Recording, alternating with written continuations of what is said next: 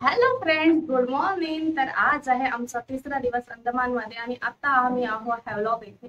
कालच आम्ही हॅवलॉकला पोहोचलो होतो आणि काल आम्ही कालापत्थर बीच बघितला आणि आज आम्ही जातो एलिफंट बीच बघायला आणि एलिफंट बीच नंतर आम्ही जाणार आहे राधानगर बीच बघायला.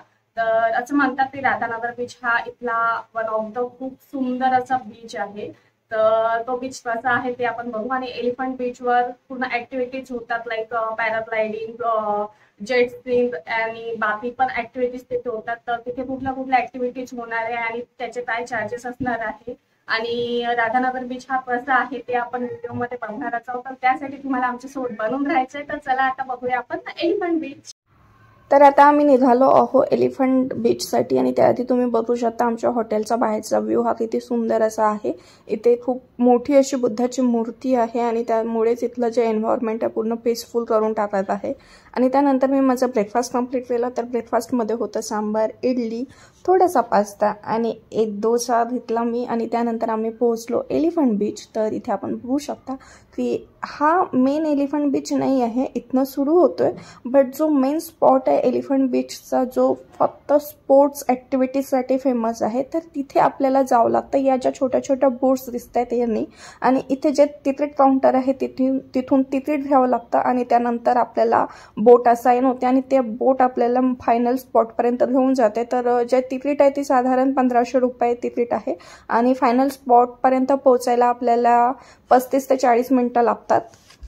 तर इथे आता सीट चढतोय आमच्या बोटमध्ये. आमच्या बोटचं नाव होतं अंदमान टुरिस्ट. तर असंच प्रत्येक बोटला एक एक नाव आहे आणि एका बोटमध्ये 10 व्यक्ती असतात.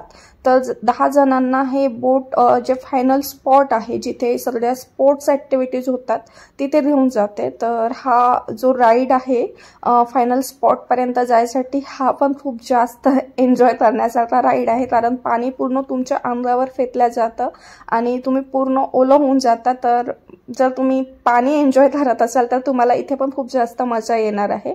आणि त्यानंतर आता इथून आपण जाणार आहोत फायनल स्पॉटला जिथे होतात बऱ्याच अशा ॲक्टिव्हिटीज होतात. इथे भरपूर ॲक्टिव्हिटीज तुम्हाला मिळणार आहे करायला. जर तुम्ही ॲक्टिव्हिटीज करायला स्पेशली अंदमानमध्ये येत असाल तर एलिफंट बीच हा तुमच्यासाठीच आहे. तर आपण जो फायनल स्पॉट आहे जिथे सगळ्या ॲक्टिव्हिटीज होतात तिथे आता पोहोचलेलो आहो आणि हा एरिया खूप छोटा असा एरिया आहे आणि त्याच एरियामध्ये राहून तुम्हाला पूर्ण ॲक्टिव्हिटीज कंप्लीट करायच्या आहे. आणि यासाठी तुम्ही तिकीट जिथून आपण बोटसाठी तिकीट घेतलं तिथूनही घेऊ शकता किंवा बीचवर आल्यानंतर इथे सुद्धा तुम्हाला तिकीट मिळून जाईल राईडसाठी. तर इथे जे आहे त्या स्टँडिंग राईड आहे, इथे रॉकेट राईड आहे, डिस्को राईड आहे, डक स्लायडर राईड आहे, 8 सीटर सोफा राईड आहे, बनाना राईड आहे, जेट स्की आहे. तर अशा प्रकारे इथे राईड्स आहे आणि इथे मी जेट स्की केलेली आहे ज्याची प्राईज होती 1000 रुपये पर हेड आणि बाकी पण ज्या राईड्स आहेत त्याचीही प्राईस 1000 रुपये पर हेड आहे. आणि जर तुम्ही जिथून बोटची तिकीट आपण घेतली तिथून जर तिकीट काढत असाल आणि इथे आल्यावर तुम्हाला ती राईड नसेल करायची तर तुम्हाला 100% रिफंड होऊन जाईल. फक्त तुम्हाला जी पावती आहे ती सांभाळून ठेवावं लागेल. तर या राईडची तुम्हाला 100% रिफंडेबल अशी प्राईज आहे. आणि आता मी जेट स्की करून परत आलेली आहे आणि त्यानंतर आम्ही गेलो होतो सी वॉकसाठी. तर हे आहे आमचं सी वॉकचं फुटेज. तर तुम्ही बघू शकता सी वॉकमध्ये आपल्याला थोडं पाण्याचा अंदर नेतात आणि तिथे चालवतात. तिथे बघायला मिळते की अंदरचं जे आहे समुद्राचा अंदर काय आहे ते आपण बघू शकतो. तर हा खूप सुंदर असा एक्सपिरियन्स होता आणि सी वॉचची जी प्राइस आहे ती 3500 रुपये पर हेड होती आणि आपल्याला साधारण 5 मिनिटं समुद्राच्या अंदर फिरवतात, 5 ते 7 मिनिट समुद्राच्या अंदर फिरवतात आणि आपण प्रत्येक गोष्ट ही बघू शकतो. तर खरंच खूप सुंदर असा एक्सपिरियन्स आहे. फ्रेंड्स, आता आम्ही पोहोचलो आहोत राधानगर बीच इथे आणि असं म्हणतात की हा एशियामधला one of the best beach आहे, सुंदर असा बीच आहे. तर बघूया आपण की हा बीच कसा आहे, काय आहे. आम्ही जस्ट आता पोहोचलेलो आणि हा सुद्धा बीच सनसेटसाठी फेमस आहे. तर इथला पण सनसेटचा आपण टाइमलॅप्स पूर्ण घेणार आहोत आणि तो पण मी तुमच्यासोबत शेअर करेन. त्याआधी तुम्ही या बीचचं सौंदर्य बघा. ती झाडात असे हिरवे गार दिसत आहे आणि एका साईडला पूर्ण निळसट असं पाणी आहे. तर जे म्हणतात की एशियातला वन ऑफ द सुंदर असा बीच आहे ते काही खोटं नाही आहे. खरंच खूप सुंदर असा बीच आहे आणि इथे खूप शांत असं वाटत आहे. तुम्ही इथे येऊन नुसतं बसाल जरी बीच जवळ तरी तुम्हाला खूप छान असं शांत वाटणार आहे।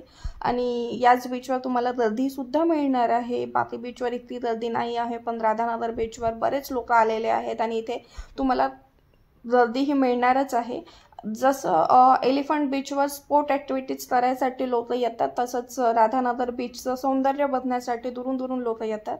तर इथे तुम्हाला साधारणपणे गर्दीही मिळणार आहे, तरीही तुम्ही खूप जास्त चांगल्या प्रकारे इथे एन्जॉय करू शकता।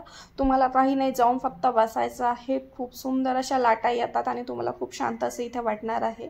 आणि यानंतर आपण बघणार आहोत पूर्ण सनसेट कसा होतोय, तर ते तुम्ही बघाच। आणि जर तुम्हाला हा व्हिडिओ आवडला असेल तर प्लीज व्हिडिओला लाईक करा, चॅनलला सबस्क्राईब करा। आणि उद्या आहे आमचा लास्ट डे अंदमानमध्ये, तर त्याचा पण आपण व्हिडिओ घेऊन येणार आहे। आणि त्यामध्ये मी जे आमचं बजेट आहे, आम्हाला हॉटेल्समध्ये किती खर्च आलेला आहे, खाण्यापिण्याचा किती खर्च आलेला आहे, कुठल्या सिटीमध्ये कुठल्या सिमचं नेटवर्क असते, ते सगळं मी तुम्हाला सांगणार आहे। तर त्यासाठीच तुम्हाला माझ्या चॅनलला सबस्क्राईब करून घ्यावं लागेल आणि नोटिफिकेशनचं जे बेल आयकॉन आहे ते पण क्लिक करून ठेवावं लागेल, कारण तुम्हाला नोटिफिकेशन कळेल आणि तुम्हाला पूर्ण जे आमचं फायनल बजेट आहे, आम्हाला पुण्याहून अंदमानला यायसाठी किती खर्च आला, काय लागला ते समजणार आहे। तर चला आपण पुन्हा भेटू, तोपर्यंत बाय। आता तुम्ही सनसेट एन्जॉय करा।